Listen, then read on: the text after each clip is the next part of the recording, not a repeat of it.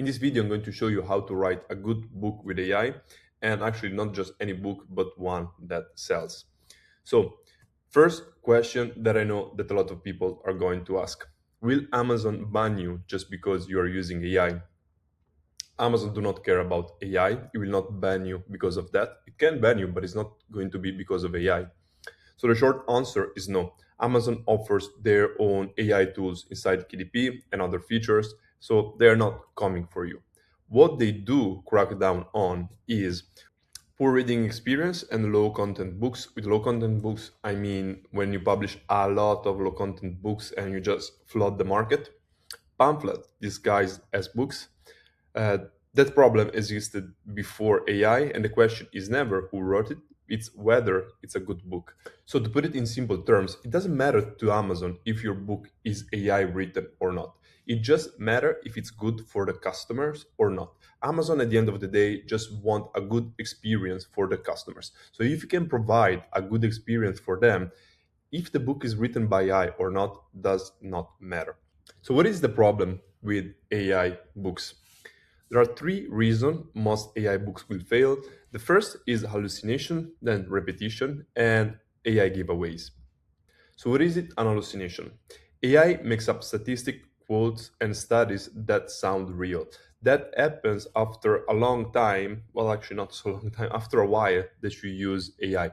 So, when you keep using the same chat, AI is going to hallucinate, is going to forget about the context, and is going to make up random data. So, if you publish it, of course, you're going to lose credibility. Then, repetition. The first two chapters look great, but by chapter 4, AI is just recycling the same ideas. That's because it has no memory of all the conversations that you had. AI giveaways, M dashes everywhere. I really hate this. Whenever I see an M dash, I'm like, okay, this was written with AI. Phrases like delved into, it's worth nothing, transformative journey, every paragraph the same length, the readers notice. There is something else that I really don't like, and it's when AI says, it's not this, it's that. So, for example, you tell AI, I crashed my car because I was on the phone. Is it my fault? And AI is going to tell you, oh, don't worry about it. It's not your fault. It's not distraction. You were just focused on something else. It's not distraction, it's focus. So, this is something that I really don't like. And it comes up a lot in how AI writes. And as soon as I see that, also, I know that it's AI written. So, before you write anything, step one, you need to pick a topic based on demand. So do not pick what you find interesting, pick what people are already buying. And I will show you how to find products that people are already buying. So now we are on Amazon. I'm going to show you how to do this research. So first of all, let's select a book. And I'm going to type anxiety because I know it's a big topic and everyone has anxiety right now. So I know that's a lot of books that are selling a lot. And I have this extension that is telling me like the royalties per day. So for example, this one doesn't even have a lot of reviews, actually, just 85. Is making $71 per day. And you can see here we have a number, which is in this case is 33,000, and it's called BSR, which is the best-selling rank that this book has on Amazon. And obviously, number one is the bestseller rank, and the higher this number goes, then the less this book is selling. So, for example, this one, how do we find it? For our product details, we zoom on this. You can see bestseller rank 33,000. If we check this one, for example, if you go here, there's the bestseller book. So this one is number 1, 2, 3, and so on until we reach. We can only see 100 of these. Actually, we cannot see all of them, but this one is the 33,000 bestseller book in all Amazon. So now, how do we know how much they're selling? We have a couple of websites that we can use, but I shared it so many times, and I'm just gonna put the website in the description, and you can basically insert this number, and it will tell you how many copies per day. And then another website that you can basically insert like the number of pages and the paperback, which market it is. For example, here Amazon.com, and it's gonna tell you how much it's making per copy. So if you want to go in depth and you want to know exactly how much it's selling, but you don't want to pay for the extension that I have, makes sense. I'm going to give you the link of the tools that you need to do it in the description. Okay, so this book was selling. Let's see if other books in this niche are selling. This one I know already selling because it's super famous. Don't believe everything you think. And let's see here when it's loading. Yes, 177. It's a lot. It says here it's making $1,400 per day. From my experience, this estimate is lower than the actual number. So I would say it's closer to $2,000 per day, which is 60K per month only from this format, which is probably paperback. Then we have to add the Kindle, the audiobook, and so on and so forth. So it's closer to 100, maybe $200,000 a month. This one, Breathe as Prayer. This is not okay. Calm. Okay, this is interesting. For example, like we were looking for anxiety, but this is like actually breath as prayer. Calm your anxiety, focus your mind, and renew your soul. So it's like breaths and prayers, probably to calm anxiety. So quite specific, but it's selling a lot. 395 in books. That's great. Then also this one is selling 31,000, similar to the other one. And yeah, okay. So we noticed that there's demand in this niche. Well, I already knew it because, of course, the anxiety tarot. Yeah, for sure, this one is not selling. Practices for anxiety and panic attacks. Like, this is going too deep, like to niche down too much. Who's going to read about the anxiety tarot? So back to our presentation. Step 2 is build a buyer persona from bad reviews. So once we find the books that we are interested in selling, so once we found a niche with a lot of book inside that they're selling, we should take the bestseller books and check the bad reviews, not the 1-star review and not the ones that mention the quality of the book, because that's outside of our control. Maybe the delivery guy dropped the book and some other stuff and it got wrinkled and you got a bad review. There's nothing you can do about that. But what you should check is that 2 and 3 stars review with people that give constructive feedbacks. For example, this book about anxiety helped me, but it was missing some actionable steps. Then you know that in your book you can include some actual actionable steps, especially if it's a feedback that you see throughout multiple books. So once you have this, read the 1, 2, and 3 stars review, I would say it as well. Look for patterns. So it's too vague, no real example, never explains how, too basic. Also check TikTok comments on videos in your niche. That's the same principle.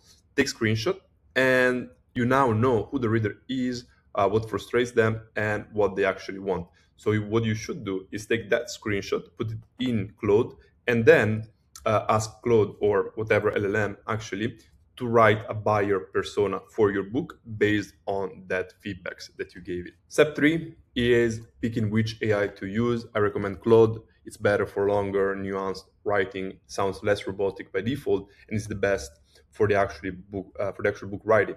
Gemini is good for researching heavy topics and can pull live data and verify facts. Used for fact checking, not drafting. The best way to use it is to write with Claude and then ask Gemini to fact check and just to give it like a random check on like everything that was said in that book. Creating the draft. Step 4, build the outline properly. So you need to give AI your topic, buyer persona, unique angle and tone, and ask for a 10-chapter outline. Each chapter should have 3 sections, and each section should have 3 how-to subsections. Force depth from the start, so you should avoid generic fluff. If a section feels surface level, replace it with a specific strategy or framework. Review the outline yourself before writing a single word. Remove overlaps, add anything missing. This is your blueprint. Step 5, write 1 subsection at the time. So now we have buyer persona, we have the outline, and we should actually write the book. So you should never ask the AI to write the whole book. You shouldn't ask the AI to write a full chapter as well. Why? Because the quality drops hard after the first 1,000 words. AI just rushes to wrap it up, and the second half is actually worse. Is always worst. So generate 1 subsection, read it, fix it, move it to the next. You don't have to read it yourself. You can paste it into Gemini and move on. So the slower you go, the less editing you will do later. So use a second AI to check each section. Does this repeat earlier ideas? Does it stay surface level? List any AI sounding phrases. Once you approve one chapter, one paragraph, whatever, paste it into Google Doc, and that Google Doc will be the how do I say, like the final version of your book, what you approved. And why do we do this?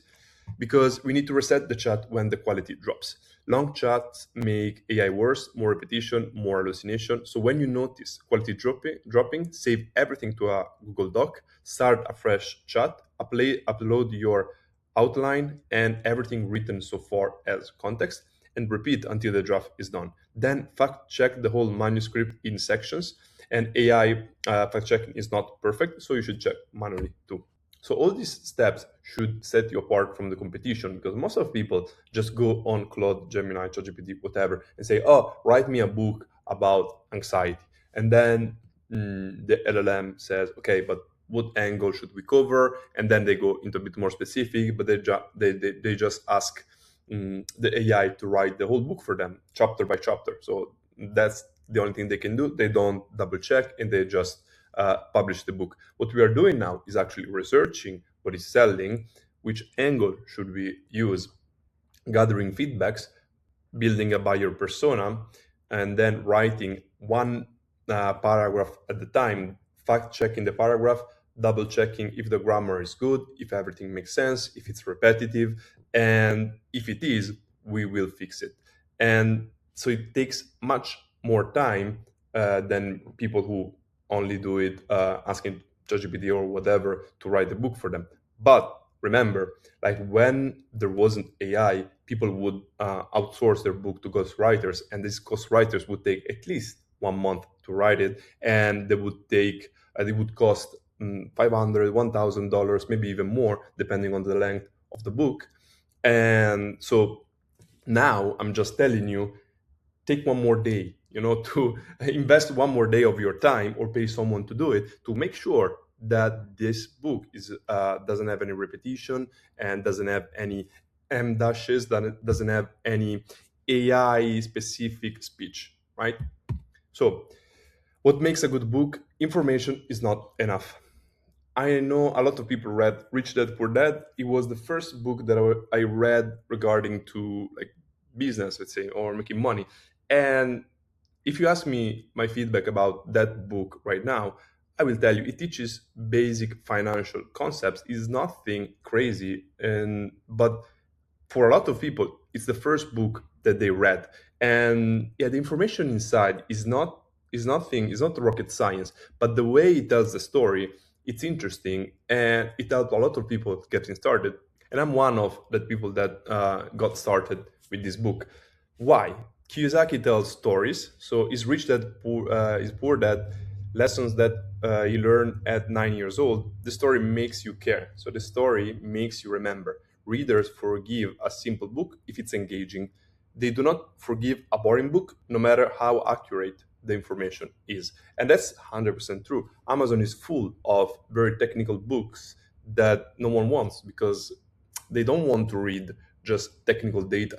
They want to read the stories. So how to add life to your book? You should add personal stories, even brief one. Real experiences build trust, and readers feel like they know you.